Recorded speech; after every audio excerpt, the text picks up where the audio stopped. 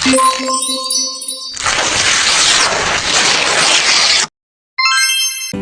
siang semuanya.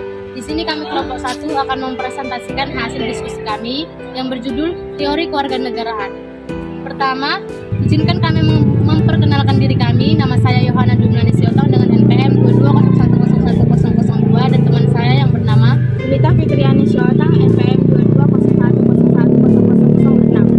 dan saya Diana Agnes Caroline Boris Bukir dengan NPM 2201101005. Saya Ayu Sekarsari dengan NPM 2201010003. Saya Novia Tiladur Natalin Siahaan dengan NPM 2201101001. Dan saya yang bernama Rona Indah Damani dengan NPM 2201101005. Yang pertama adalah teori kewarganegaraan liberal. Teori kewarganegaraan liberal adalah berpendapat bahwa warga sebagai pemegang otoritas untuk menentukan pilihan dan hak.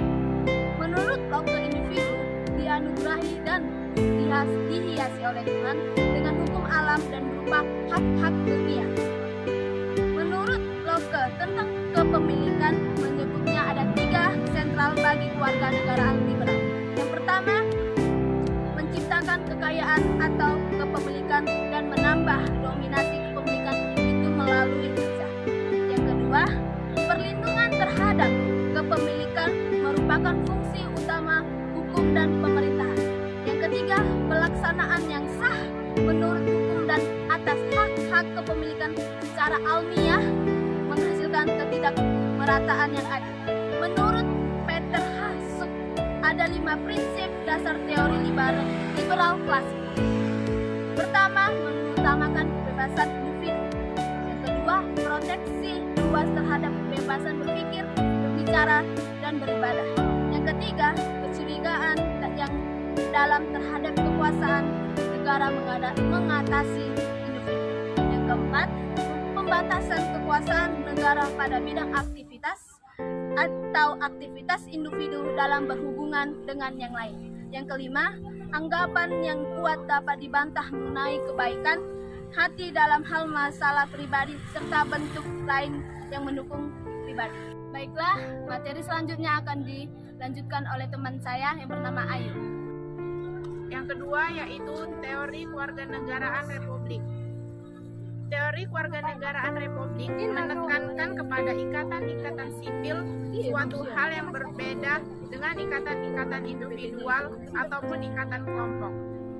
Teori ini juga menekankan pentingnya kewajiban, tanggung jawab, dan keutamaan kewarganegaraan dari warganya itu sendiri.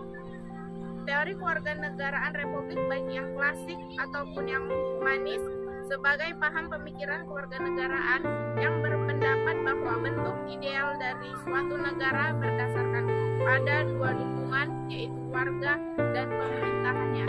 Selanjutnya akan dilanjutkan oleh teman saya yaitu Rona Indah Damani. Baiklah, saya akan melanjutkan materi selanjutnya yang berjudul Komunitarian. Komunitarian adalah teori kewarganegaraan komunitarian sangat menekankan pada fakta bahwa setiap warga negara perlu memiliki sejarah perkembangan masyarakat. Individualitas yang dimiliki warga negara berasal dan dibatasi oleh masyarakat. Dalam pandangan teori ini, warga negara bertindak secara bertanggung jawab ketika ia memiliki tugas dalam batasan-batasan yang diterima oleh masyarakat. Namun demikian, agar masyarakat dan anggotanya secara individual dapat berkembang, maka diperlukan loyalitas dan pendidikan kewarganegaraan agar menjadi warga negara yang loyal. Materi selanjutnya akan dilanjutkan oleh Novia. 4. Kewarganegaraan radikal dan demokratik atau democratic radical citizenship. Tujuan dari teori demokratis radikal ialah untuk melanggengkan suatu politik anti-esensialis yang secara berkelanjutan berupaya mendefinisikan ulang dirinya sendiri dengan tatanan untuk mengeluarkan individu-individu dan kelompok-kelompok dalam pembentukan tatanan sosial. Tema pendekatan ini berusaha melihat kajian kewarganegaraan yang mengatasi batas-batas geografis negara-negara, bangsa-bangsa, sehingga memiliki dimensi universal atau global, seperti persoalan keadilan dan kesetaraan gender.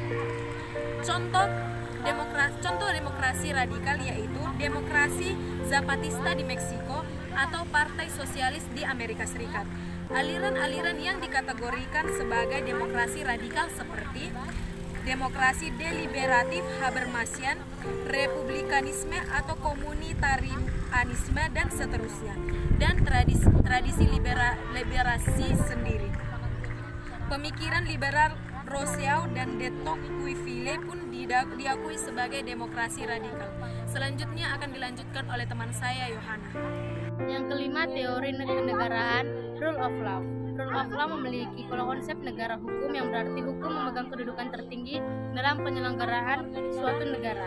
Menurut DK, terdapat 3 unsur yang fundamental dalam rule of law, yaitu yang pertama, supremasi aturan-aturan hukum, yang tidak adanya kekuasaan sewenang-wenang dalam arti seorang hanya boleh dihukum jikalau memang melanggar hukum. Yang kedua, kedudukan yang sama di muka hukum. Hal ini berlaku bagi masyarakat biasa maupun pejabat tinggi. Yang ketiga, terjaminnya hak-hak asasi manusia oleh undang-undang serta keputusan-keputusan pengadilan.